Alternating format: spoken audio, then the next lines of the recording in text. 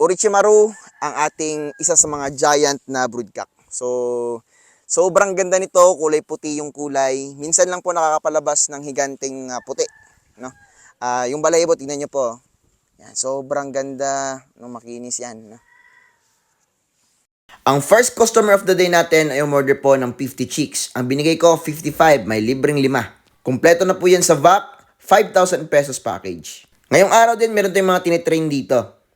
Ito naman yung mga champion line natin ng mga Rhode Island Reds. Ito naman yung mga selections natin para gawing breeders.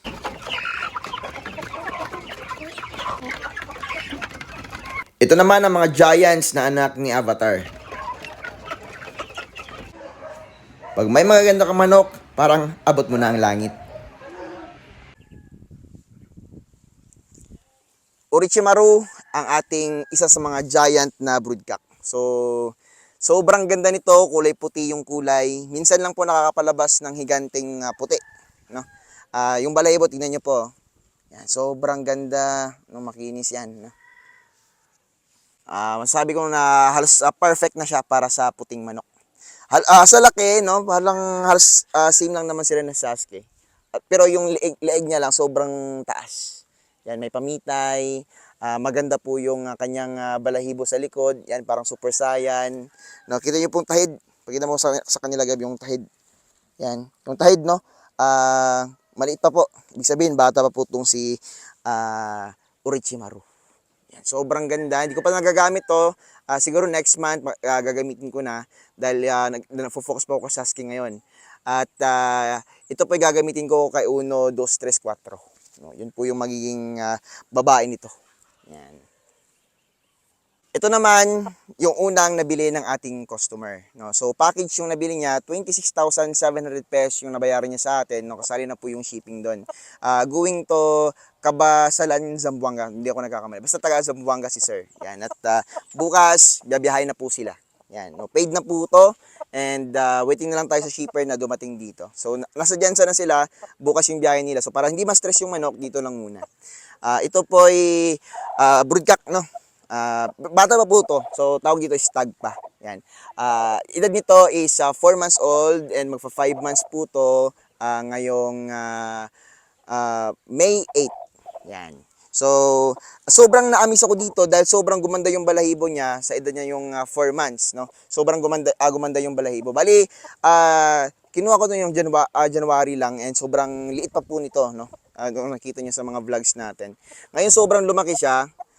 Yung kapatid niya naiwan dahil sa sobrang laki niya. Gusto ko kasi hindi magsisi yung buyer natin. So, kompleto po to, no, sa Beyond B1, infectious bronchitis, gumboro, lasota, yan, at coryza vaccine. Yan.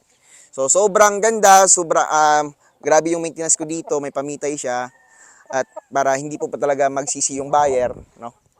Siyempre, binigay ko itong ganito kagandang manok. Yan, may discount na po to para talaga sulit na sulit yung bayad ng customer natin. Ito yung unang papakita ko sa inyo na isa sa trio na nakuha sa atin, na nabili sa atin. Ito po ay kanawayon, napakagandang babae at solid na solid, no. Grabing pagmamahal yung binigay ko dito. At kita nyo naman, no, sobrang ganda yan, mata, no. White leg siya at nakakaamis lang dahil sobrang ganda po talaga nito, may pamitay, no. So almost 5 months old itong manok na to. This is not ready pa for mating. Kasi mapapansin nyo kapag malapit na po siya magpa-mate, no, uma-action po siya parang gumaganyan, no. Pero ito po, wala pa po siyang reaction. May reaction na ng konti pero hindi pa gaano. So this is di pa po siya ready. Next month siguro baka ready na. At siguro mangingitlog agad to. Yan. Sunod naman na hen yung papakita ko. Ito yung pangatlo sa trio na babae. Siya yung pinakamabata pero hindi mo sasabi na siya yung pinaka maliit sa kanila. Yan. Sobrang tangkad din po nito, isa sa mga selected ko, no, na babae sana na magiging brood hens ko. So ito, maniwala kay Sende, no, mag-4 months pa po to sa May 18. Yan. Sobrang tangkad, Hindi pa po siya ready talaga, no? Batang-bata pa po talaga to. And siguro mga 3 months pwede na magamit to for breeding. Malapit na sana, no? Kaso may mga bloodline din kasi ako nito at pwede ko rin ma-release itong bloodline niya. Yan, kahit sobrang tangkad siya. May mga selections din naman ako, pero hindi pa sila ready. Gusto kasi yun, sir, no? Yung malapit ng mag-breed. Yan. Siguro gusto na rin ni sir makapag-paitlog. Yung kulay nito is parang may gold na dark. Yan. Sobrang ganda. Tingnan yung pong balahibo, no? Yan. Yung katawan niya, lalaki pa to ng lalaki, lolobo pa ng lolobo kasi nga bata pa po to. Pero yung tangkad niya, kita niyo po yung tangkad. Sobrang ganda, no? Nakaka-amaze lang magkaroon ng ganitong klaseng manok. Dito ko po nilalagay yung mga giant breeders ko, no? Alas puno itong mga kulungan dito. Yan. May itlog ako na kolekta ngayon. Yung itlog po, no, rumorolyo lang po yan papunta dito. Hindi naman siya mga cracks kasi nga yung mga ano naman, tawag dito parang insulation foam. Yan. No, para hindi po siya mainitan. Yan, at hindi pag bumagsak din po, hindi po magka-cracks yung itlog. So ito kay Uno to. Yan. So dito wala pa mga itlog to, mga bata pa kasi. Yan, dito tayo sa ating native chicken ngayon. Naglagay tayo dito ng 2 stag. Yan. So itong 2 stag natin is pure po yan na giant shamo. Yan, no? Hindi pa sila makakasabay doon sa mga bago. Yan, pero isang pen lang to sila.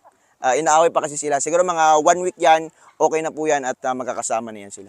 Yung mga native chicken natin kumakain na po. Yan, bibigyan ni Papang ng feeds. Yan, para hindi po sila mag-away. Yan. So, balik tayo dun sa ating mga native chickens. Yan, native chickens natin. So, hindi na basta-basta yung magiging upgrade native chickens natin, no? Kasi nga, may lahing giant shamo na. Bago natin i-breed sa ating mga hybrids, no? So, upgraded na siya gamit yung shamo. Yan, masarap naman lasa ng shamo at saka native. Kasi nga, natikman na rin namin. Yan. At pag minix sila, yan, sa native chickens. And pag pinayos pa namin sa hybrids, no, mas malaki, mas malakas mangitlog, napakaganda na upgraded native chicken. Ito naman yung mga Black Austrops namin, or kilala din sa tawag na Black Australian Orpington. Ito naman yung mga hybrids namin, sobrang maganda, sobrang lalaki. Ito naman yung mga Rhode Island Reds namin, mapupula, dark colors, and magaganda din. Dito po tayo kukuha ng mga Black Austrops, no? Busog po sila, kaya yung iba andun pa sa gilid-gilid. Yan. Yung kukunin po ni sir dito is 4 na babae at 2 lalaki. No? So, excited din si sir na makita yung mga Black Austrops niya. And manghuhuli tayo mamaya. So, hindi ko na papakita sa video para hindi na rin tumagal. Bukas, shipping tayo.